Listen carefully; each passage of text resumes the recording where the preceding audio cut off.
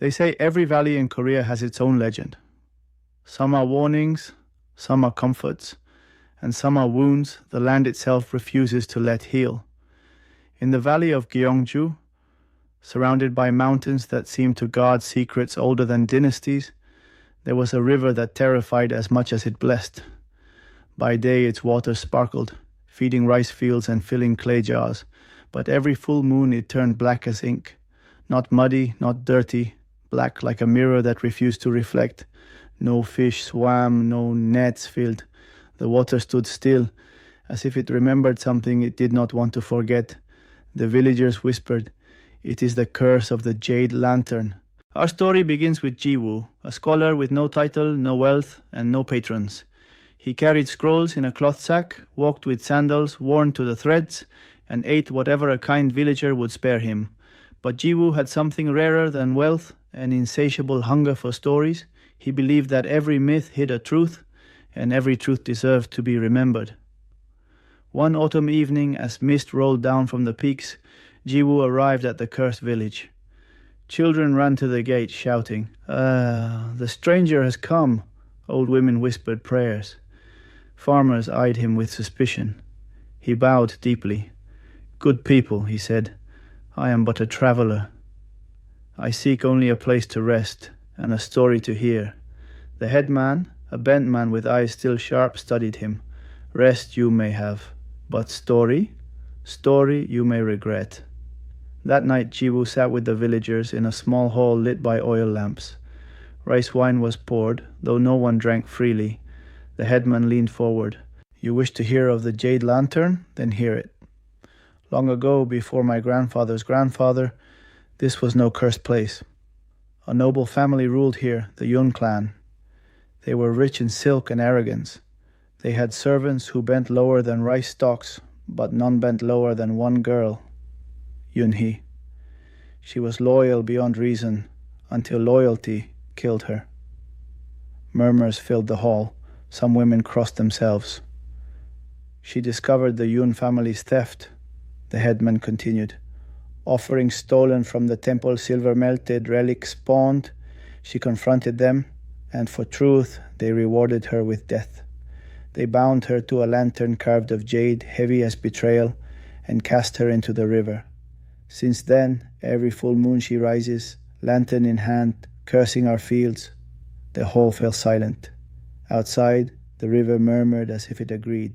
That night, Jiwoo could not sleep. The scholar in him burned with questions. Was Yun-hee truly cursed, or had grief twisted into superstition?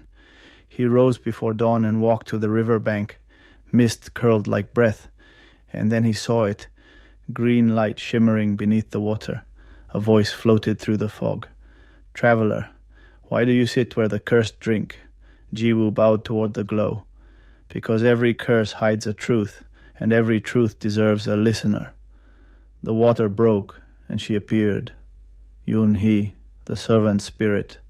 Her handbook clung wet and torn, her face pale but beautiful, both young and ancient. In her hand she held the jade lantern, glowing with a fire no water quenched. "You dare speak to me?" she asked. "I dare to listen," Jiwoo said. Her eyes narrowed. "Then hear this. I am bound to this lantern, and the river to me. Until someone chooses suffering for another, I remain chained. But mortals choose only themselves. That is why I rise and why your fields drown." Jiwoo's voice trembled but did not falter. "Then give me your trial." The river hissed, and the first trial began. The first trial. Greed.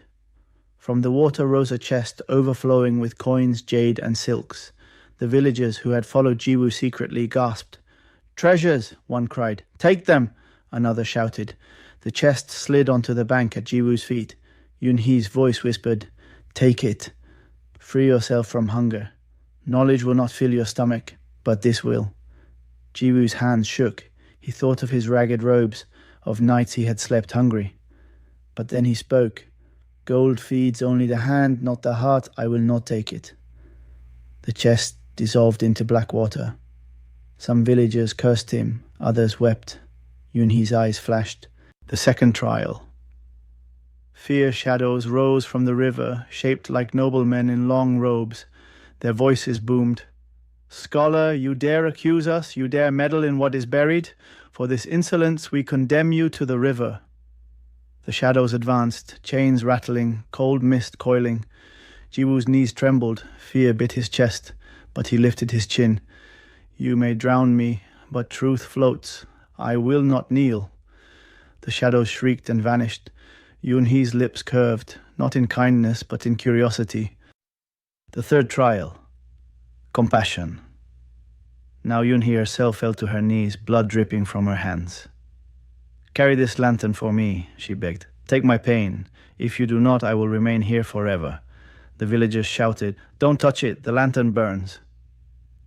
But Jiwoo stepped forward. He reached into the river, grasped the jade handle. Flames licked his arms, searing his flesh. He screamed, but did not let go. Why? Yoon-hee cried. Why suffer for me? Through pain, Jiwoo answered. Because compassion frees where chains cannot. Your story deserves more than silence. The lantern blazed. Yoon-hee's form dissolved into light. The river, once black, cleared until it reflected the stars. Jiwoo collapsed. His arms bore scars glowing faint green, but he lived. The aftermath. The villagers rushed to him, bowing, weeping. The curse is broken, they cried. They offered him land, gold, servants. He refused all. I did not free the river for reward, Jiwoo said. I freed it for her. Remember Yoon-hee, not me. From then on the river flowed clear, the village prospered. But every year, on the night of the full moon, Jiwoo lit a small lantern by the river and whispered her name. He became a wandering teacher.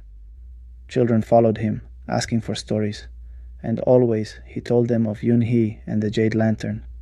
Greed tempts, fear binds, compassion frees, he would say. Remember the servant who chose truth over silence. And that was the true end of the curse. Not when the lantern dissolved, but when the story lived on.